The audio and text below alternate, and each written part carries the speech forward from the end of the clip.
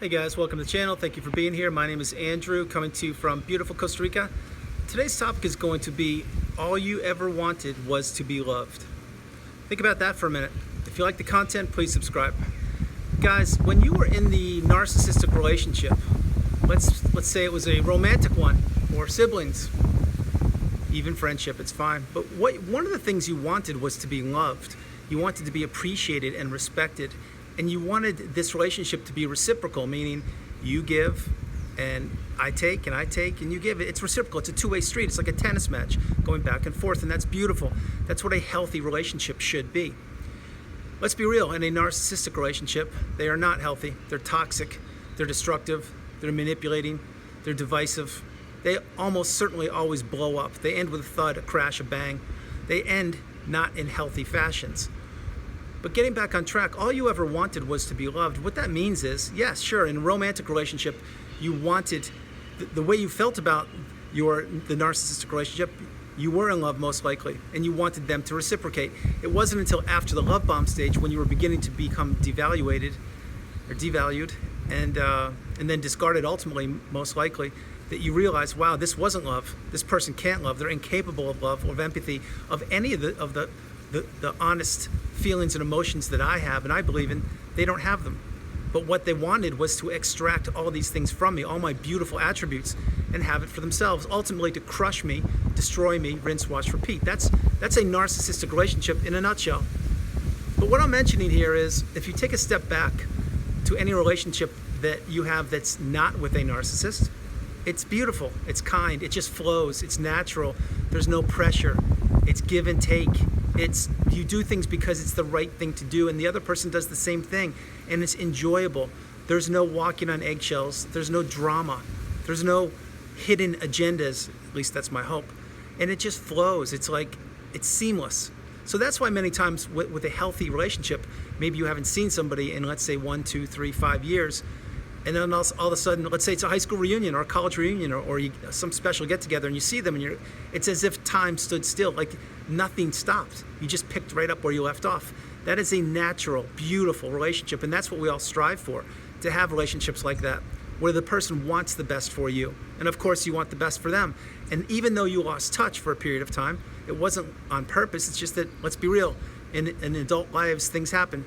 Our lives take twists and turns, and we never know where the path is going to take us. So maybe for a period of time you lost touch, but you reconnected, and that's beautiful. With the narcissistic relationship, no.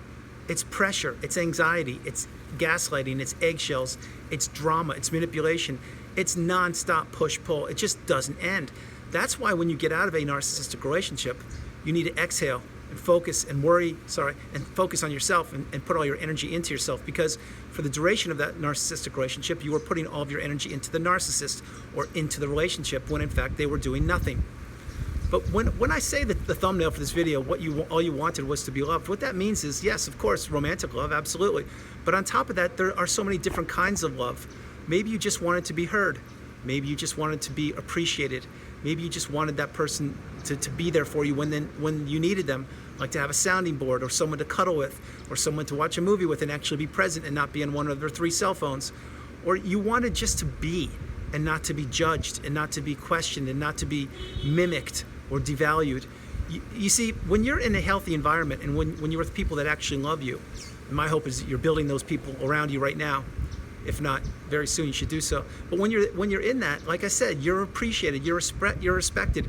If you're not around, people miss you. They're like, wow, where is this person? Like, they're such a joy to be around. They're such a pleasant light in my life. Like, I really want to be around them. That's healthy. That's the opposite of toxicity. So you want to surround yourself with people like that.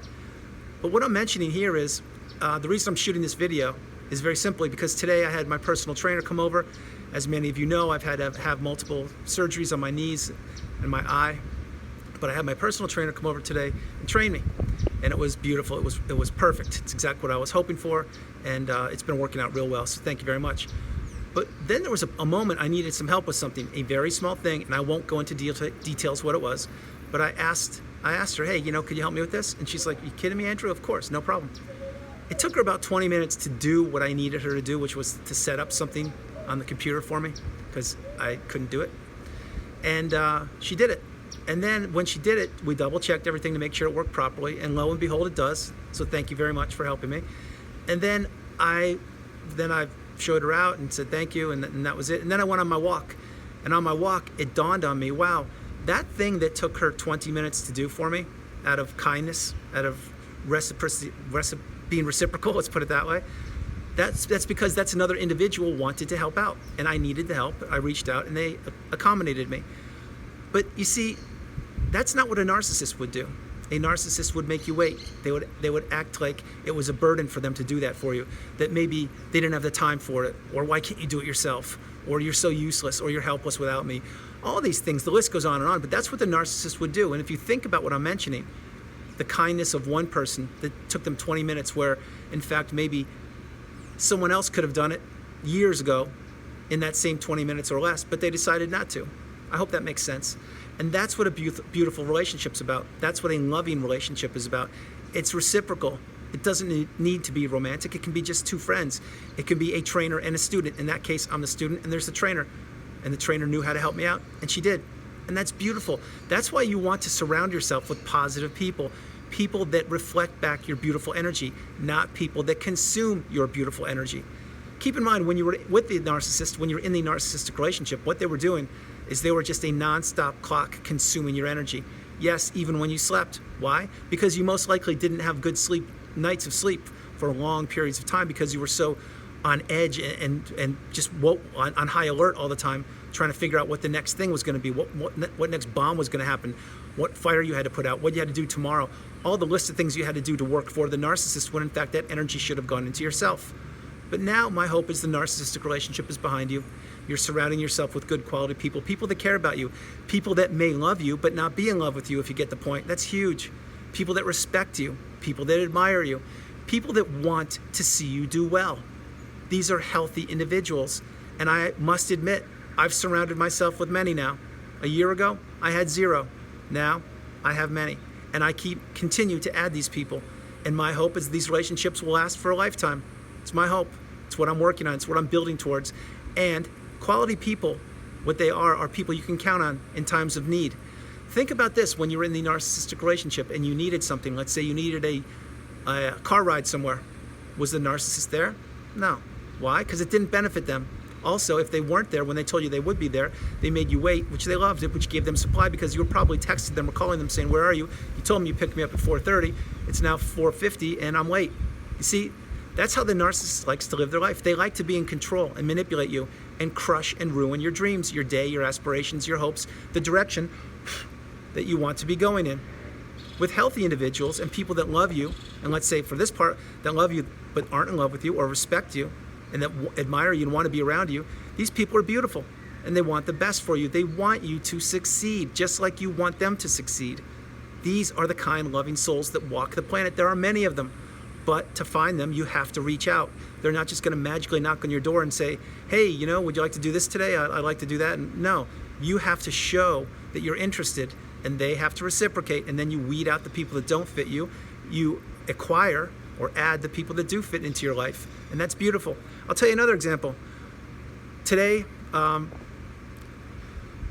let's put it this way. The word no is a powerful word. Just because somebody wants to be your friend or acquaintance, or they want to be around you or in your energy, you don't have to allow it. Remember, post-narcissistic relationship, we are building, maintaining, growing, and adhering to our boundaries. Our boundaries. These are built in place now to protect ourselves. In the past, certainly during the narcissistic relationship period of time, we were people pleasers. We were yes people. Maybe we were codependent. Maybe we couldn't say the word no because we just felt guilty. Those days are long over. We are now empowered. We're awakened, enlightened, educated, and we are now focusing on ourselves each and every day. This is exactly the path. This is what you must do to benefit yourself. And slowly, if you actually continue to add boundaries, learn the magic word no, and don't feel guilty about anything, then you move forward and you understand, wow, actually, I have boundaries in place. And all of a sudden, these people that I used to have to weed out of my life, they're not around because they know I've changed and I now am in control of myself. And actually, these other people are starting to appear in my life. Good people, the kind of people I've been looking for my whole life, they're actually appearing, they're showing up. And you may say, Andrew, how is that? Why is that? How is that possible? It's simple. It's possible because you have boundaries in place now. So there's a whole layer of people you've already cut out of your life. And there are other people that want to be in your life or want to be around you. They now know that you have boundaries, so they don't even bother you anymore. They just say, no, I can't get to that person. They're unapproachable because they're going to tell me no, because all I want to do is use and abuse them anyway. Do you see what I mean? So what you're doing, every time you build a boundary, every time you learn to say no, every time you understand that you come first and foremost, you surround yourself with that cocoon, and you encompass yourself with your love, your time, your energy, all of your efforts, and your commitment into yourself. So before I close the video out, I want to say, all you wanted was to be loved. That's true. In the narcissistic relationship, that's what you wanted most times. If you got married, that's certainly what you wanted. And let's be real, after the honeymoon happened, the mask fell, and you became a slave to the narcissist. But now, my hope is you're divorced, or you're moving out, or you're headed in the right direction, and you understand that you are so important, you are so beautiful. And that part of the thumbnail I said all you wanted to do was to be loved. Self-love. This is your time. Put your energy and your love into yourself. You will see doors open for you that you thought were unimaginable. You really will. If you put the time, the due diligence, and the energy back into yourself instead of into a narcissistic relationship, you will see how much you blossom and you grow. Guys, that's the video. I hope you liked it. I loved doing it from beautiful Costa Rica. This is Andrew. Namaste. Have a great afternoon. Stay blessed, stay true, stay on the path. Continue to become educated and awakened. I love you more than words can say. God bless you, and I'll talk to you maybe later today, but definitely tomorrow. All right, bye-bye.